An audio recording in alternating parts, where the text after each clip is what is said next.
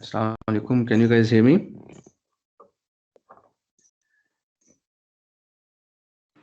Yes, sir. Okay, so now it's good that you guys already know that because of Ramadan, we have changed timetable of the classes. So today's class will be 40 minutes, and for the rest of the month of Ramadan, we'll be starting at 10:40 and finishing at 11:20. Okay, so we were discussing about we discussed about the pressure gradient, the effects of pressure gradient on the boundary layer in yesterday's lecture. So now we will be talking about and then we also discussed about drag and the factors that affect the drag. So the one of the factors, so we found that drag force is a function of shape of the structure.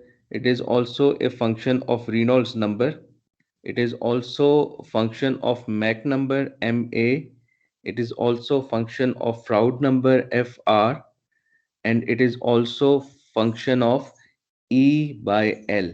E by L is the roughness of the surface. So these are the things in which the drag force depend on. So we already saw the dependence of drag force on the shape of the structure. Now we'll be talking about Reynolds number dependence. So for Reynolds number, we all know that Reynolds number is defined as the ratio of inertial force to viscous force, right? And then whether the flow is laminar or turbulent depends on Reynolds number, right? If the Reynolds number is above a critical value, then the flow will transition from laminar to turbulent, right? Reynolds number is defined differently for different shapes. For example, in case of circular cylinder, it is given by ud over mu, where u is the incoming flow velocity, d is the diameter, and mu is the kinematic viscosity. So this is viscous force and this is inertial force. Now, when we define the same Reynolds number for a flat plate, the only thing that changes in this equation is the characteristic length, which is d. Now, for a flat plate, Reynolds number Re is going to be UL over mu, right? So now the first case that we talked about when we finished yesterday was uh, uh, the Reynolds number was when the Reynolds number was low. When Reynolds number was low, we found that the drag force. I think just let me check.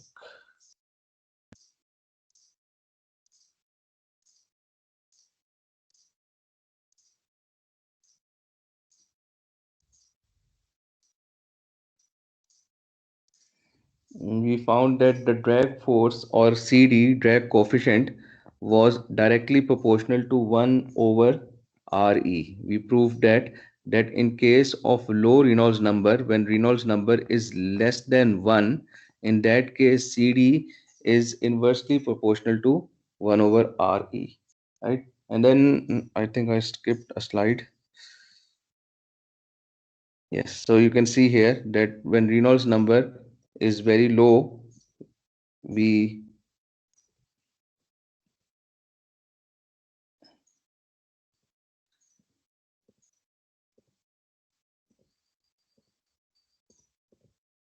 yes, when Reynolds number is very low, then CD is directly proportional to 1 over Re, right?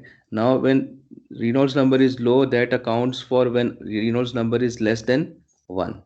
Now, you in the next slide, you can see some of the values of drag force corresponding to different shapes when Reynolds number is less than equal to 1, right? So this is the equation given for a circular disc normal to the flow, which has diameter of d and the incoming flow is u. In this case, you can see that the drag coefficient is dependent on Reynolds number, inversely related to the Reynolds number. Similarly, for a circular disk parallel to the flow, again the Reynolds number is inversely proportional to Re. And similarly, for sphere, you can see the same relationship. The only difference is the numerator. The denominator in all the cases remain the same. And similarly for hemisphere, so now from the last slide, you can see that for almost all the shapes, when Reynolds number is less than 1, the drag coefficient is inversely proportional to Reynolds number. Now we will consider a case of moderate Reynolds number flow laminar boundary layer. So BL stands for boundary layer. So from here, in this case, the drag coefficient is inversely proportional to the square of Reynolds number. So in other words, it is CD is inversely proportional to 1 over RE square root when we have moderate Reynolds number, laminar boundary layer, right? So now CD is approximately 1 over Re square root dependence for laminar boundary layer on a flat plate. So this is the case for a flat plate. Moderate Reynolds number flows past blunt bodies generally produce drag force that are relatively constant.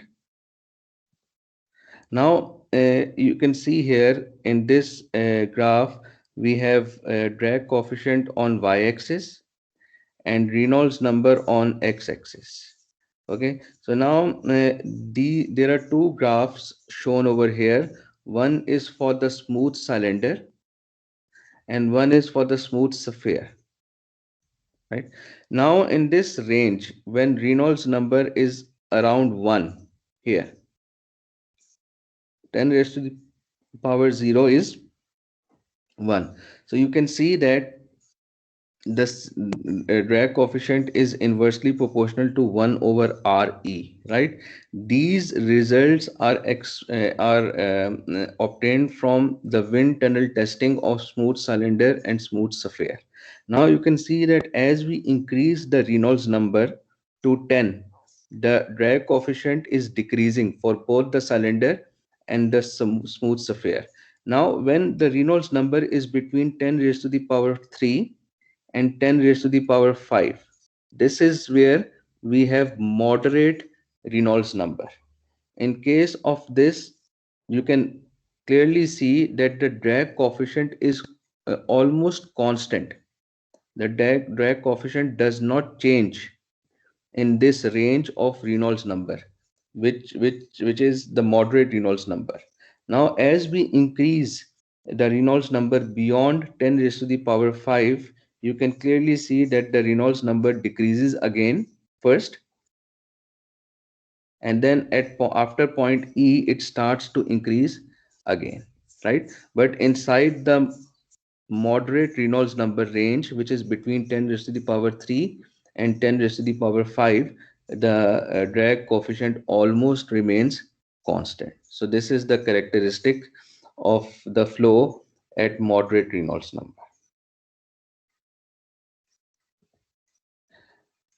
Now, uh, what does this drag force tell us, or drag coefficient tell us about the actual flow? So now you can see here that in this case there are different regimes shown over here, right? So this is the regime when Reynolds number is less than 5.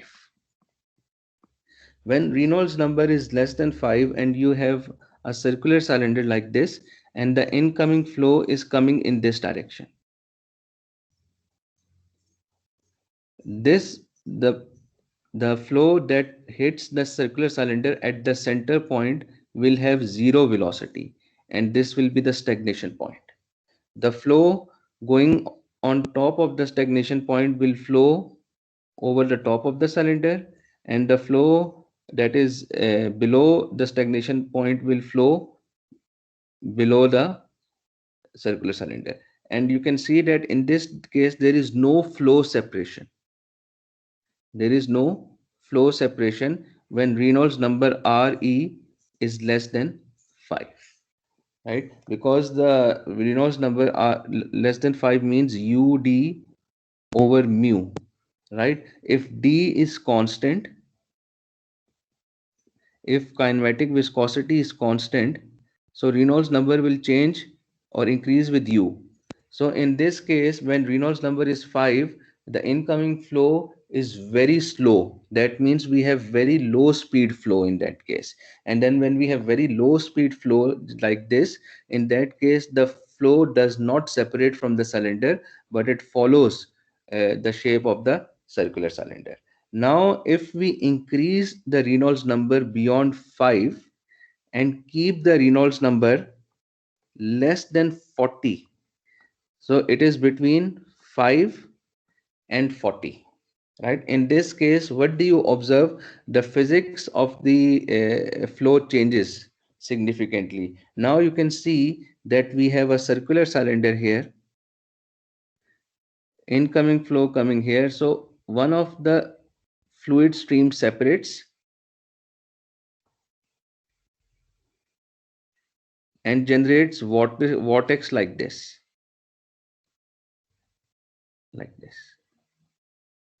and then the rest of the flow is passing on top of it. So now you can see that we have steady separation bubble. We do have separation, but this separation remains steady. So once this is separated, these bubbles always remain at the same point, and the rest of the flow is passing over on top of it.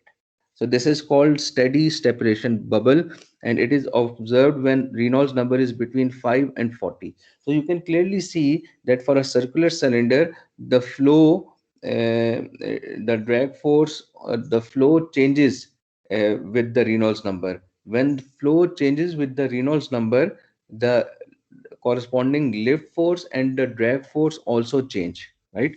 Now, when we increase Reynolds number beyond 40, right? So now we have increased Reynolds number beyond 40, or in other words, I can write it like this. It is this for this range, it is Reynolds number 40 less than Reynolds number less than 150. So when the Reynolds number is in this range, we have oscillating Kármán vortex street wake. So what is oscillating Kármán vortex street wake? So now if you recall the what we did in adverse pressure gradient, if I draw this curve surface of a circular cylinder and the incoming flow is in this direction, so because of the boundary layer, we had boundary layer on top of it like this. At this point we had dp by dx less than 0. It had favorable pressure gradient, and when past this point we had adverse pressure gradient. When we had adverse pressure gradient, the boundary layer became narrow, and ultimately we had inflection point, and then the profile we got like this. We also had backflow because of that adverse gradient. Because of this backflow, we had vortices separating from the cylinder like this downstream, right? So this is because of the adverse pressure gradient. Dp by dx increases inside adverse pressure gradient, and as a result we have backflow. The flow deaccelerates, and ultimately it separates from the cylinder and form vortices, right? Now when Reynolds number is increased to 40, we have these vortices generated from the cylinder like this. So for example, if I say that at time t equals to t1, we have incoming flow coming in this direction. This vortex separates here and grows in size. So this is vortex separated and growing in size, and then we also have another vortex growing inside from the bottom. So we have two vortices, one from the top and one from the bottom. Because of in this range of Reynolds number, always remember that the vortex, top vortex will be growing in size, will be bigger than the vortex that is on the bottom side. So the top vortex is bigger in size as compared to the bottom vortex. This is at t equals to t1. At t equals to t2, what happens?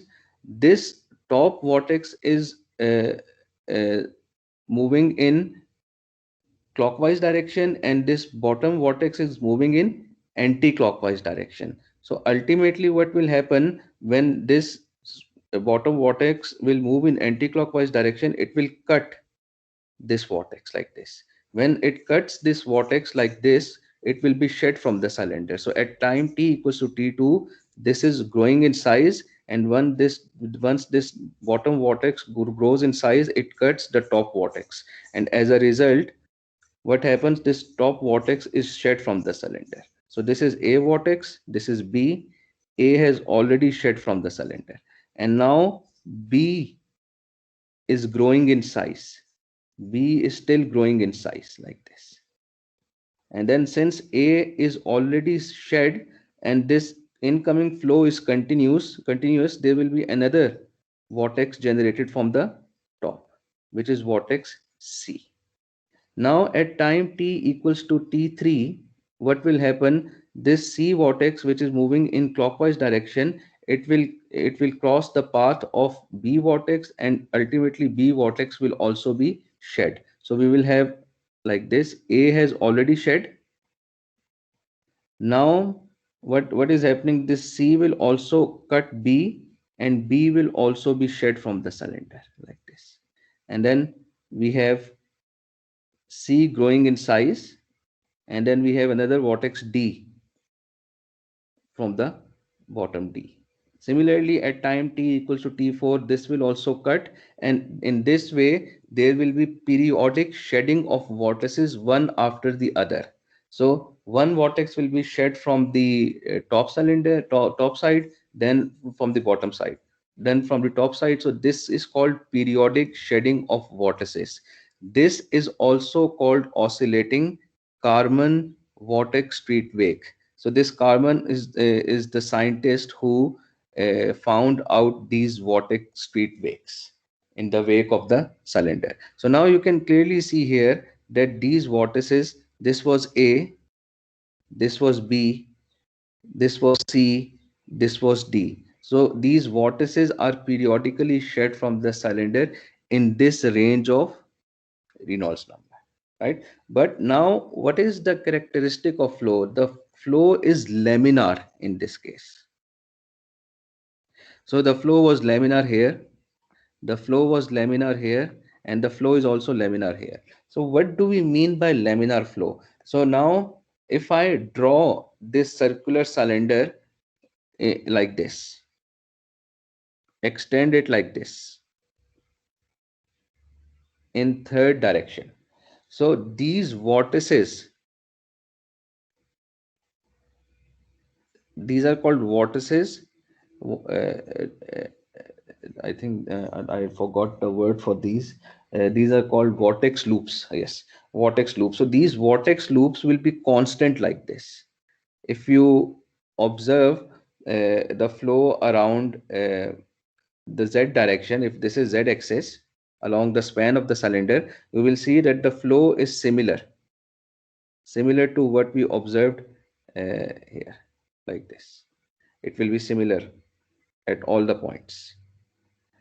This is the characteristic of laminar flow, right? So now in this case, we have laminar flow where the flow is identical in z direction, right? So now what happens when we increase Reynolds number beyond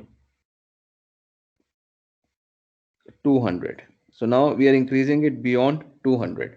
Maybe one, if we increase beyond 150 also, some people say, some people have found that when we increase Reynolds number above 150, the flow starts to become turbulent. Some people have found that laminar, the transition from laminar to turbulence is between 150 to 190.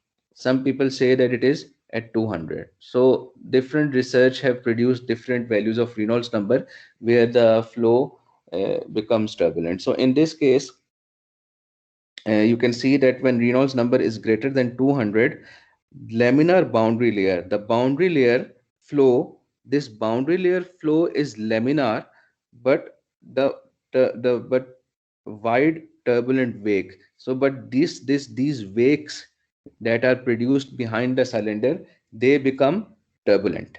So now you can see this is an example of turbulent wake. Now, how will this turbulent wake look like? So we discussed that if we have a circular cylinder along z-axis, the flow will be identical in z-axis for laminar flow. Now for turbulent flow, it will be like this. For turbulent flow, the flow will not be identical. So maybe here it is like this at this point. At the second point, it may be like this. Third point, it may be different. So when we draw these vortex loops will be like this, very irregular. These vortex loops will be very irregular like this,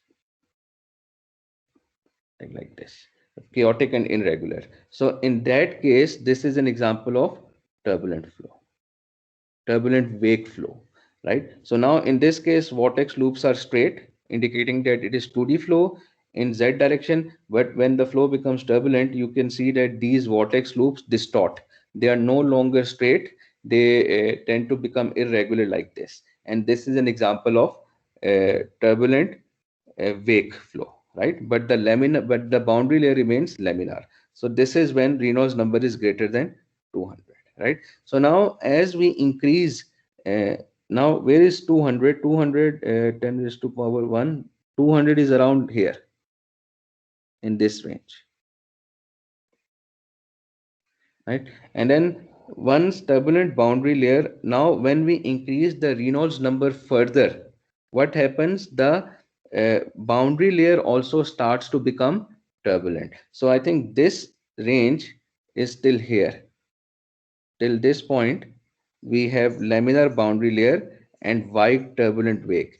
Beyond this point, the boundary layer also starts to become turbulent. So this boundary layer also starts to become turbulent. So now this is how the drag force depends on Reynolds number for a circular cylinder, right? Now there are two things that you need to understand: laminar boundary layer, wide turbulent wake. So when we talk about turbulent wake, we are talking about the wake that is separated from the cylinder like this. This becomes turbulent.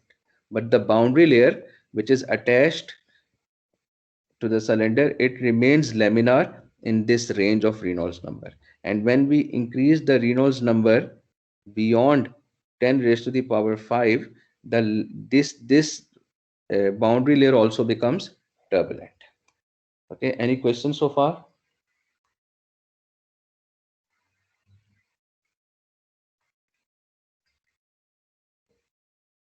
Okay, now there is also an equation to find out the drag coefficient for a circular cylinder inside the moderate range. So when we say moderate range, we talk that the moderate range is between 10 raised to the power 3 and 10 raised to the power 5. In this range, this is the equation for flat plate drag coefficient, empirical equation for the flat plate drag coefficient.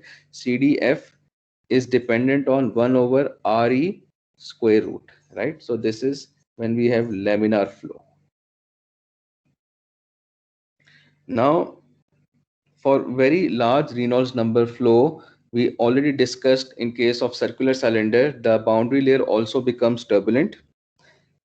For streamlined bodies, the drag coefficient increases when the boundary layer becomes turbulent. So for streamlined bodies, so we know that one of the examples of streamlined body is flow past a flat plate like this, which is placed parallel to the incoming flow.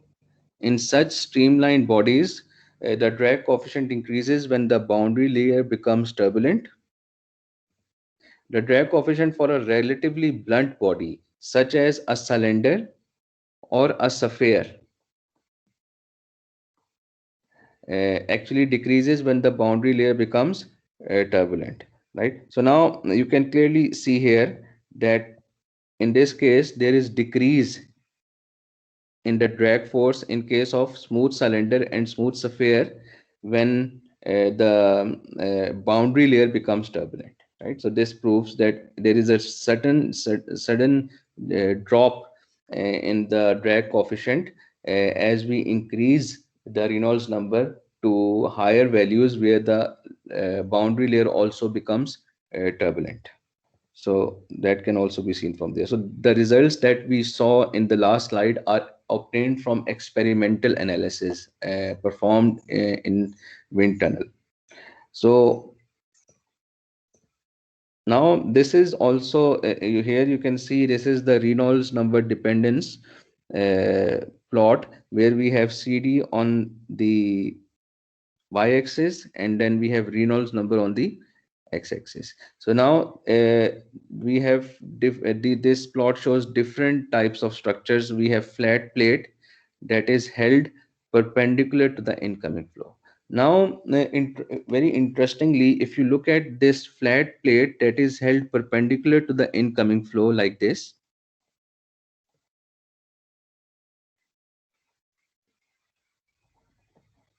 in this case, what do you observe? You can clearly see that this flat plate, the the results of the drag coefficient of flat plate held perpendicular to the incoming flow is independent of Reynolds number.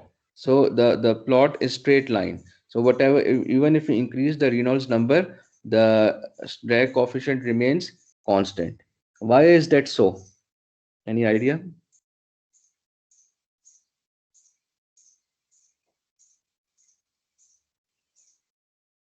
In this case, you can clearly see that the separation of flow remains the same irrespective. So when this flow comes in contact with the flat plate, it always separates on the surface of the flat plate. Because it always separates on the surface of the flat plate, that is why the drag coefficient is independent of the Reynolds number in that case, right? In this case. Now, if you look at the case of a circular cylinder, you can see that when the flow becomes, when the boundary layer becomes turbulent, there is sudden decrease in the drag coefficient, and then it increases again. For ellipse also, ellipse we discussed, ellipse is defined like this, and it is given by two lengths. One is its length L, and the other one is its diameter D. So when L by D is 1, it becomes circular cylinder, right? So now in this case, you can see that if L is 1 and D is 0.5, this is the case. So so diameter is 0.5 D and this is diameter here. So this is just to tell you the difference between them, right? So now for an ellipse also follows a similar trend as circular cylinder. Now the drag coefficient of aerofoil is less than circular cylinder, flat plate and ellipse. And then so one of the observations we have here is that when we have a blunt body like this, it has maximum drag coefficient.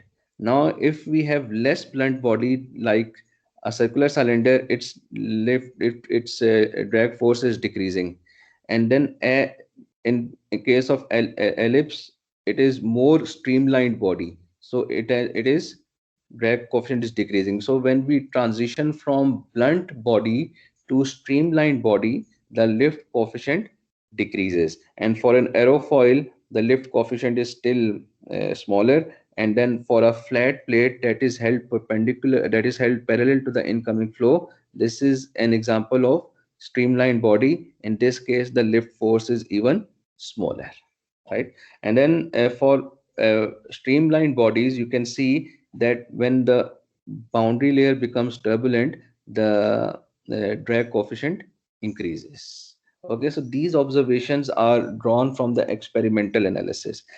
Now, another thing I want to highlight here is that in this very high range of Reynolds number, people are still investigating how the boundary layer develops inside this high Reynolds number range because of the less computational because we cannot, it's very difficult to solve theoretical equations or Navier-Stokes equations to find exact solution for such cases. Moreover, sometimes it is very difficult to also find numerical solutions to these problems because of the requirement of very large computational power. So people normally tend to use experiments to investigate such high Reynolds number flows, but experimental analysis also has some of the limitations.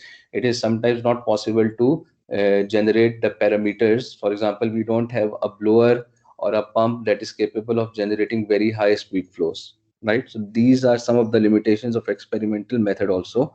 So that is why people are still investigating very high Reynolds number flows because of the increased turbulence involved in this range.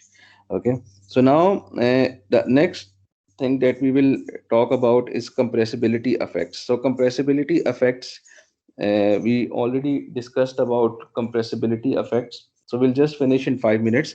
Compressibility effects are we have incompressible flow and compressible flow. So we discussed yesterday also. So in incompressible flow, rho is constant, density is constant.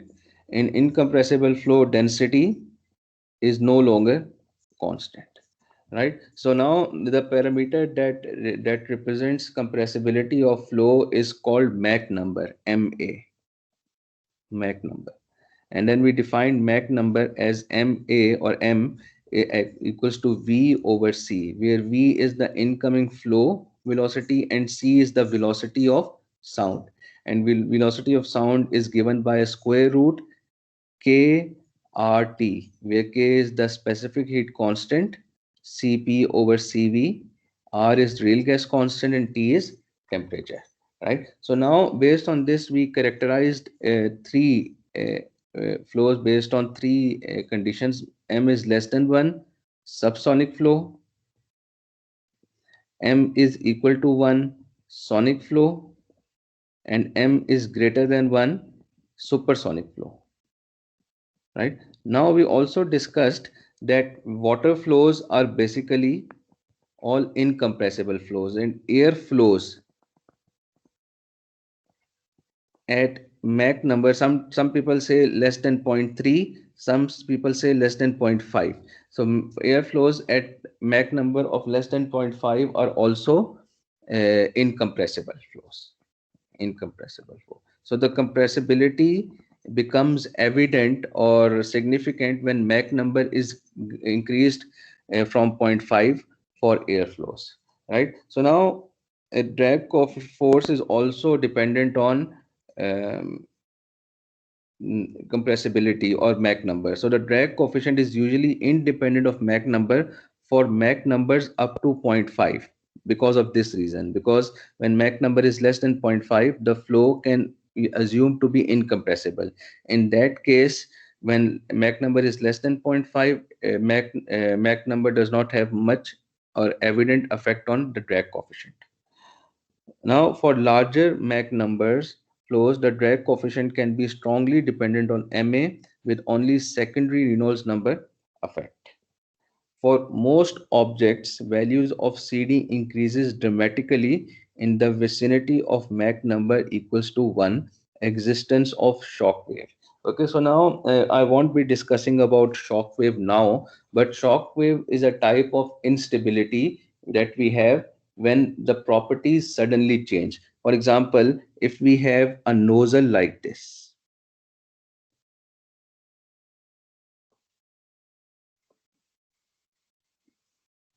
this is just a profile of a nozzle. Okay, the incoming flow is coming in this direction. Now because of this sudden change in the area of the nozzle at the throat, for example, if I consider we have P1 here, V1 here, and T1 temperature here, pressure, velocity, and temperature. After it crosses this throat, P1 becomes P2, V1 becomes V2, and T1 becomes T2. Now, because of this abrupt or sudden change in the area, it might be possible that the flow is supersonic here, high speed flows greater than 1, and once it crosses this point, the flow becomes less than 1. The Mach number becomes less than 1, and the flow slows down. Now because of this sudden change, what is happening, the properties of the fluid have suddenly or abruptly been reduced.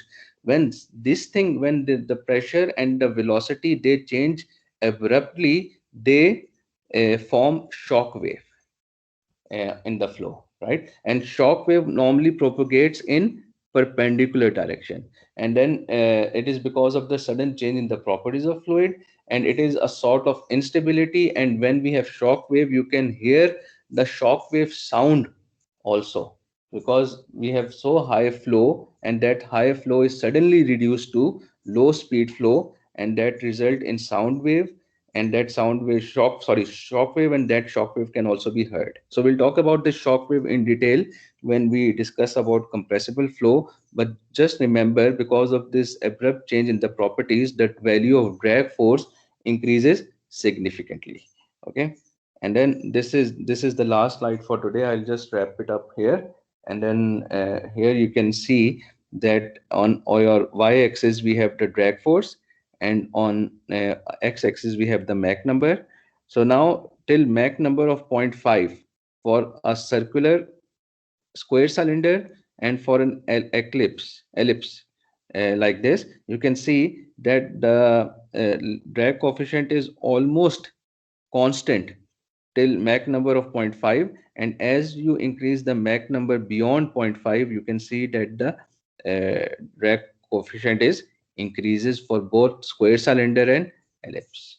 Now this figure also shows you the same curve. We have CD on y-axis and Mach number on x-axis, and now we have three different structures: circular cylinder,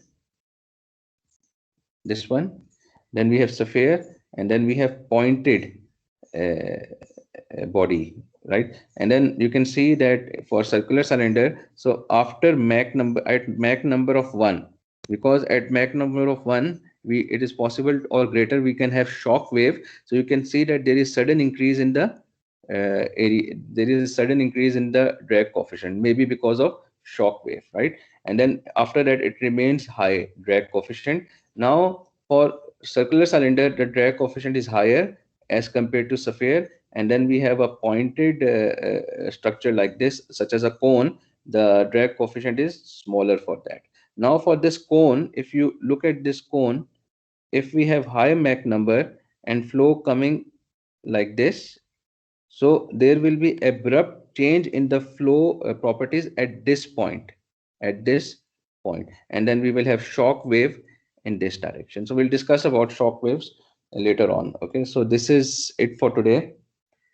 So we'll be discussing, so we already almost finished drag force.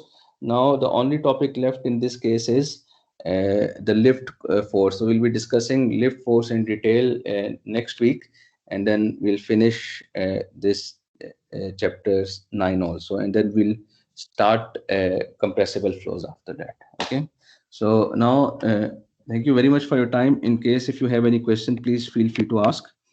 Otherwise, I'll just take attendance and let you go. Any question?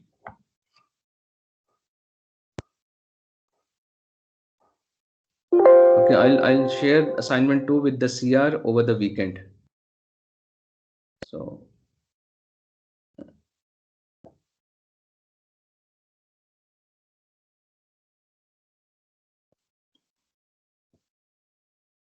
I'll just take your attendance before you leave.